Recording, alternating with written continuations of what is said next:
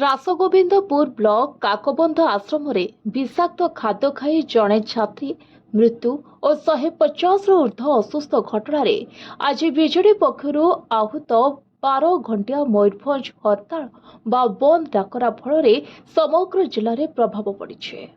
कांग्रेस दल समर्थन जणाइथिबा बेले उभय दलर कर्मी पिकेटिंग जोगु विभिन्न स्थान में जानवाहन बस ट्रक और ट्रेन चलाचल बाधाप्राप्त होइछे। गतकाली संध्यारे एने बीजेडी पक्षर बाइक रैली चोके बारिपदा सहरर व्यवसायी और जनसाधारण को समर्थन पाई निवेदन करा जायथिला।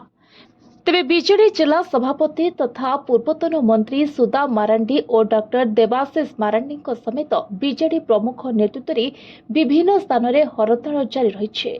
तेबे आवश्यक सेवा को हड़ताल बाद दिया जाइछे।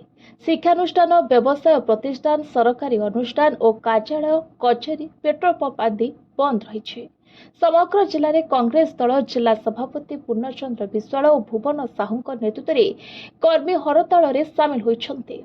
तेबे अनुसूचित जाति जनजाति संख्यालघु उन्नयन विभाग परिचालित मयूरभंज जिलार समस्त आवासिक शिक्षानुष्ठान में घटनार पुनरावृत्ति न हेबा, घटनार न्यायिक तदंत सहित जड़ित अधिकारी विरोध में दृष्टांतमूलक कार्यानुष्ठान, मृत छात्रीर परिवार को 50 लाख टंका क्षतिपूरण सहायता सहित बापा किंबा मां को सरकारी चाकरी जोगाई देबा नहीं दुई दलर दाबी और आभिमुख्य समान थिबारु डबल इंजिन सरकार विरोध में आंदोलन मिलित भाव में प्रदर्शन करा जाउछि बोली उभय दलर नेतृबृंद कहिसंते।